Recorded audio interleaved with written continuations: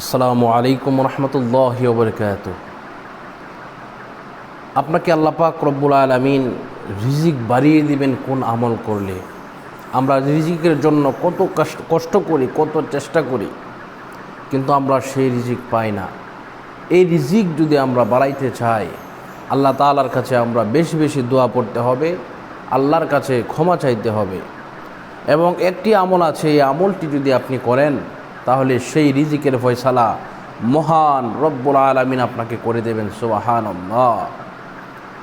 আল্লাহ পাক রব্বুল আলামিন পবিত্র কালামুল্লাহ শরীফের মধ্যে ঘোষণা করেছেন, যদি কোনো ব্যক্তি রিজিকের জন্য এই কাজগুলা করে, ইয়া রাজ্জাকু একটি ইসিম আছে, এই ইসিমটা যদি ফজরের নামাজের পরে এবং জোহরের নামাজের পরে, মাগরিবের নামাজের পরে এবং এশার নামাজের পরে যদি কেউ 7 বার করে পড়ে, বন্ধুরা আমার, মাত্র 7 বার করে যদি কেউ পড়ে, ইয়া রাজ্জাকু এইভাবে যদি 7 বার করে পড়ে, তাহলে আল্লাহ পাক রব্বুল আলামিন তার রিজিক বাড়াইয়া দিবেন, তার রিজিককে কুশদা করে দিবেন।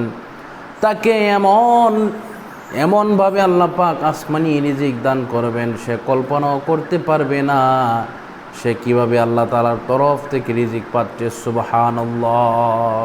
এজন্য আমরা সকলেই এইভাবে এই রিজিক পাওয়ার জন্য আমরা আল্লাহ সুবহানাহু ওয়া তাআলার কাছে বেশি বেশি করে দোয়া করব, আল্লাহ যেন আমাদের রিজিককে বাড়াইয়া দেন।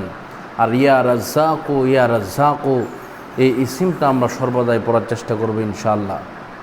তবে আরেকটি কথা বলি, আপনারা যদি এই আমলের পাশাপাশি এই আমলটি করেন তাহলেও কিন্তু আপনার রিজিক বেড়ে যাবে। এই দোয়াটি যদি পারেন তাহলে এই দোয়াটি পড়বেন। রব্বানা ইন্নানা সামি'না মুনাদিয়ান ইউনাদি লিল ঈমানি আন আমিনু বিরাব্বিকুম ফাআমান্না রব্বানা ফাগফির লানা যুনুবানা ওয়া কাফির আন্না সাইয়্যাতিনা ওয়া তাওয়াফফানা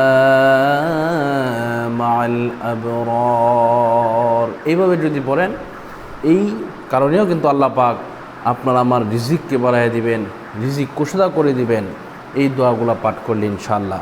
তো আপনাদের সকলের প্রতি আমার অনুরোধ থাকবে, আমরা রিজিকের তালাশ করতে গিয়ে আমরা হতাশ হব না। আল্লাহ সুবহানাহু ওয়া তাআলার উপরে আমরা অটুট বিশ্বাস রাখব যে আল্লাহ পাক রিজিকের মালিক। বান্দা বানানোর আগে আল্লাহ পাক রিজিককে বানিয়েছেন, পাঠিয়েছেন। সুবহানাল্লাহ। আজকের মতো এই পর্যন্তই। সকলের সুস্বাস্থ্য দীর্ঘায়ু কামনা করছি। আসসালামু আলাইকুম ওয়া রাহমাতুল্লাহি ওয়া বারাকাতুহু।